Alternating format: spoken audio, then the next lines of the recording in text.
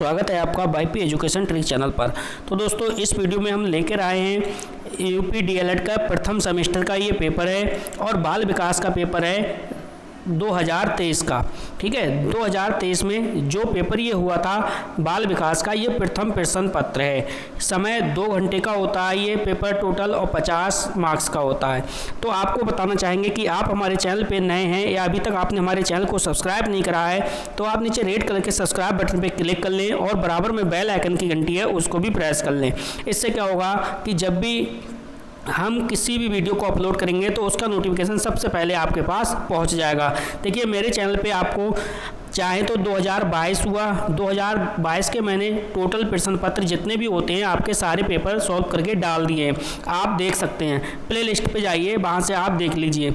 इसी प्रकार से मैं प्रथम सेमेस्टर के 2023 के सारे पेपर डाल दूंगा और मेरे चैनल पे आपको राजन सीरीज, पवन सीरीज और ठाकुर पब्लिकेशन की गाइड, ठीक है, इसके अति लघु क्वेश्चन और बहु विकल्प तीनों के आपको प्रोवाइड मैं करा दूंगा। तो वीडियो को शुरू से लेकर लास्ट तक देखना। देखिए इस वीडियो में जो पेपर मैं आपको करा रहा हूँ सॉल्व, ये 2023 का है और कुछ क्वेश्चन आपको ऐसे मिलेंगे जो 2022 के क्वेश्चन हैं, रिपीट हुए हैं क्वेश्चन, उनको मैं आपको बताता चलूँगा। ठीक है, तो जिन बच्चों ने प्रथम प्रश्न पत्र का 2022 का पेपर देखा था वो बच्चे तुरंत पता लगा लेंगे ये 2022 में भी आया था। अब देखिए इसमें पहला क्वेश्चन पूछा है केंद्रीय प्रवृत्ति का मापक नहीं है। यहाँ पे देखो नहीं पूछा है, तो जो मध्यमान है, मध्यमान तो केंद्रीय प्रवृत्ति की मापक है और मध्यांक भी है, बहुलक भी है, लेकिन जो प्रसार है ये प्रसार नहीं है, इसलिए हम इसमें जाएंगे थर्ड ऑप्शन के साथ। अगला जो क्वेश्चन पूछा है, देखिए विकल्प आपके इस पेपर में विकल्प जो पूछे गए हैं वो काफ़ी अच्छे विकल्प पूछे गए हैं, बिल्कुल सरल वाले। थॉर्नडाइक ने सीखने से संबंधित मुख्य कितने सिद्धांतों का प्रतिपादन किया है। अब देखो यहाँ पे मुख्य नियमों की बात कर रहा है, मुख्य सिद्धांतों की बात कर रहा है, तो उसने 3 मुख्य सिद्धांत दिए हैं। चौथे ऑप्शन के साथ जाएंगे। 3 कौन कौन से हैं? प्रभाव का नियम है, प्रभाव का, अभ्यास का और तत्परता का।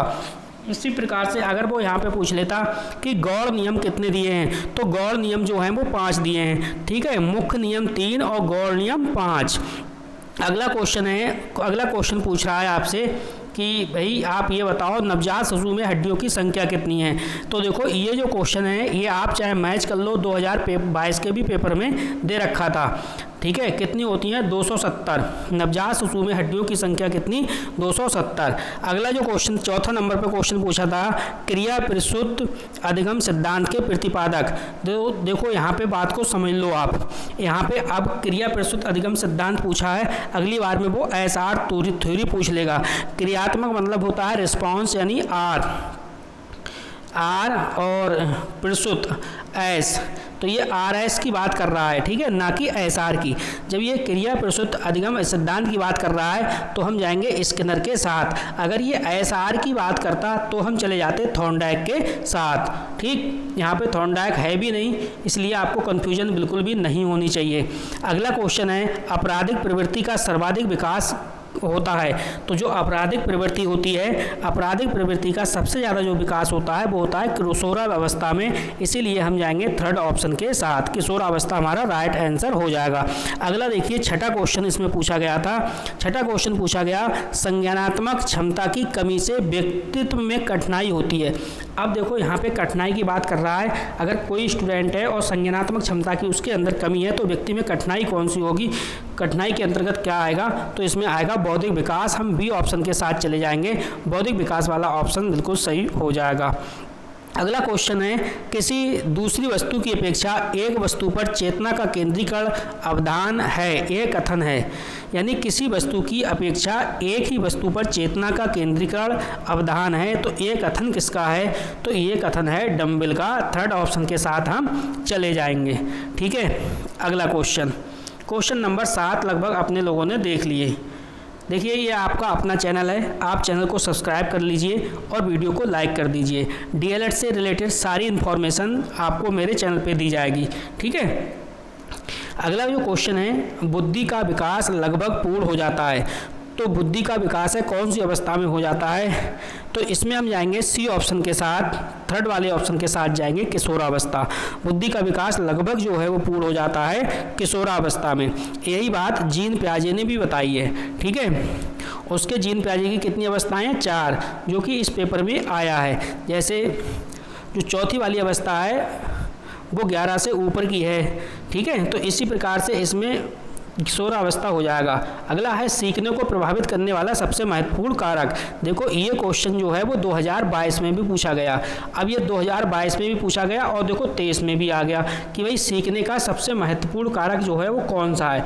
तो आपको बताया ध्यान तो बिल्कुल नहीं है, स्मृति भी नहीं है और रुचि भी नहीं है, ठीक है। अब प्रेरणा होता है यानी मोटिवेशन होता है, ठीक है। सीखने को प्रभावित करने वाला सबसे प्रभावपूर्ण जो कारक है वो क्या है? प्रेरणा है।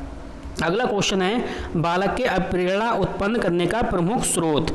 तो बालक के अभिप्रेरणा, बालक के अंदर जो प्रेरणा या अभिप्रेरणा उत्पन्न करने का प्रमुख स्रोत है वो कौन सा होना चाहिए? तो पहला ऑप्शन है उद्दीपक, दूसरा ऑप्शन है रुचि, तीसरा ऑप्शन दे रखा है आवश्यकता।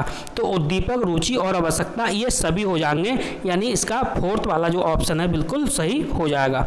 चलिए हमने 10 ऑप्शन ऑब्जेक्ट अब तक पढ़ लिए। अब देखिए 11वां ऑप्शन भी बिल्कुल सरल था, अच्छा क्वेश्चन था। कह रहा है अनुवांशिकता का वाहक होता है। अब यहाँ पे समझो आप, अनुवांशिकता का वाहक होता है तो इसमें पहला ऑप्शन है आरएनए, बी ऑप्शन है केंद्रक, सी ऑप्शन है जीन और डी ऑप्शन है सिरा। तो अनुवांशिकता का वाहक क्या होता है? अनुवांशिकता का मतलब ये है, हेरिडिटी से है कि एक पीढ़ी से दूसरी पीढ़ी में जो लक्षण चले जाते हैं उनसे है, ठीक है। तो ये जीन्स है, इसमें थर्ड ऑप्शन सही हो जाएगा, जीन्स। अगला क्वेश्चन है, ये है व्यक्ति मापन की सबसे अच्छी विधि है। अब यहाँ पे देखो कॉमन सेंस वाली बात है, व्यक्ति मापन की सबसे अच्छी विधि पूछ रहा है, सबसे बेस्ट विधि पूछ रहा है। तो देखो उपरोक्त सभी तो हो नहीं सकता, इसलिए ये ऑप्शन तो बिल्कुल गलत हो गया यहाँ पे, क्योंकि सबसे अच्छी पूछ रहा है तो सबसे अच्छी में तीनों विधियाँ थोड़ी हो जाएंगी। फिलहाल हैं ये तीनों विधियाँ व्यक्ति मापन की, लेकिन तीनों नहीं होंगी। तो इसलिए वस्तुनिष्ठ भी सबसे अच्छी विधि नहीं है और व्यक्तित्व भी नहीं है, सबसे अच्छी विधि है प्रक्षेपण, यानी थर्ड वाला ऑप्शन इसका बिल्कुल सही हो जाएगा, ठीक है। चलिए अगला क्वेश्चन समझते हैं, क्वेश्चन नंबर 13। ये इस क्वेश्चन पे स्टार लगाओ, 13वां क्वेश्चन फिर से आपके पेपर में पूछा जा सकता है। ये वेरी इंपॉर्टेंट क्वेश्चन है कि भाटिया बैटरी परीक्षण संबंधित है। तो भाटिया बैटरी परीक्षण रट्टा मान लो आप, भाटिया बैटरी परीक्षण है बुद्धि से संबंधित, यानी इसमें हम जाएंगे थर्ड ऑप्शन के साथ, ठीक है। चलिए अगला क्वेश्चन देखते हैं। अगला क्वेश्चन दे रखा है सीखने में सृजनात्मकता का उपयोग किस रूप में होता है।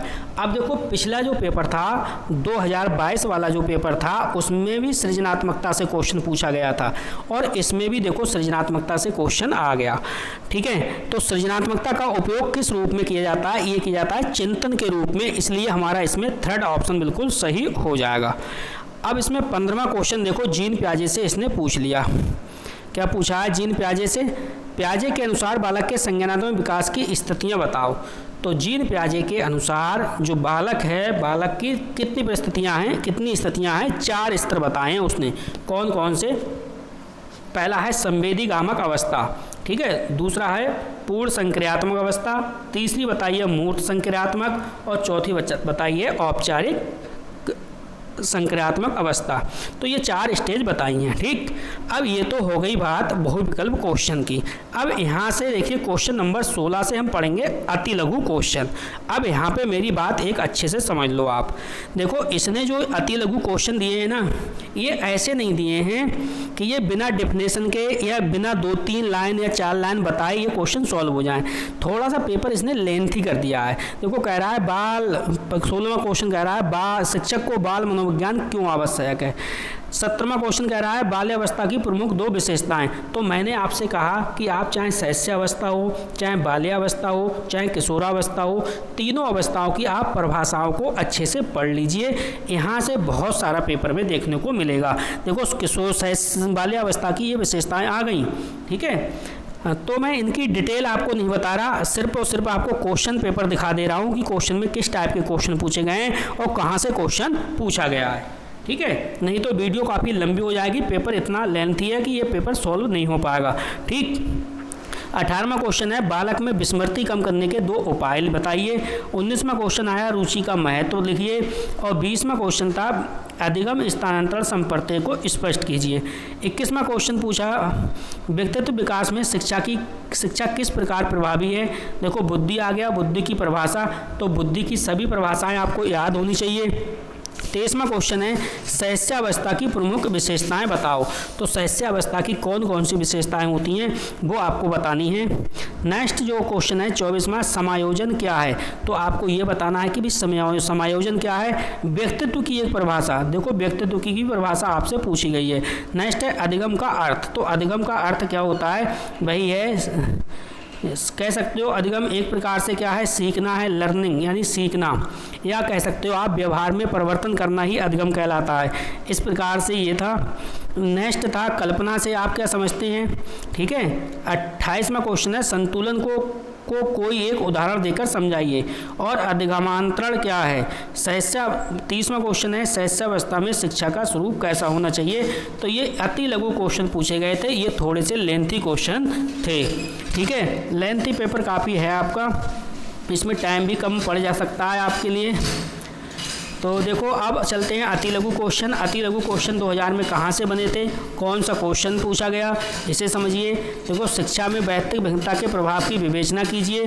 32वां क्वेश्चन था किशोरावस्था में शिक्षा का स्वरूप कैसा होना चाहिए। और 33वां क्वेश्चन अवधान व रुचि एक सिक्के के 2 पहलू हैं, स्पष्ट कीजिए। 34वां क्वेश्चन पूछा गया था स्मृति के प्रभावी कारक। और 35वां प्रक्षेपी परीक्षण से आप क्या समझते हैं, किन्हीं 2 प्रक्षेपी परीक्षण का नाम बताइए। अब देखो प्रक्षेपी और आप प्रक्षेपी, इस क्वेश्चन पे आप स्टार लगाओ, यहाँ से भी हर बार क्वेश्चन बनते ही बनते हैं, ठीक है, ये बात आपको ध्यान रखनी है। अगला क्वेश्चन है सीखने के वक्र से आप क्या समझते हैं, इसके विभिन्न प्रकारों का उल्लेख कीजिए। 37वां क्वेश्चन है बाल विकास का क्षेत्र स्पष्ट कीजिए। 38वां क्वेश्चन दे रखा है तर्क और चिंतन को स्पष्ट कीजिए। 39वां क्वेश्चन पूछा व्यक्तित्व की व्याख्या कीजिए, व्यक्तित्व मापन किस प्रकार करेंगे। और 40वां क्वेश्चन था सीखने की प्रभावशाली विधियों का उल्लेख कीजिए। तो ये आपका पेपर आया था डीएलएड फर्स्ट सेमेस्टर का बाल विकास का 2023 का पेपर, जो कि आपने देख लिया। अब आप अच्छे से तैयारी कर लीजिए, ठीक है, सारे 1-1 नंबर वाले क्वेश्चन को भी अच्छे से कर लीजिए। मेरे चैनल पे आपको 2023 के भी सभी पेपर, 2022 के भी सभी पेपर मिल जाएंगे। तो बस इस वीडियो में इतना ही था। वीडियो देखने के लिए आपका बहुत बहुत धन्यवाद। मिलते हैं नेक्स्ट वीडियो में।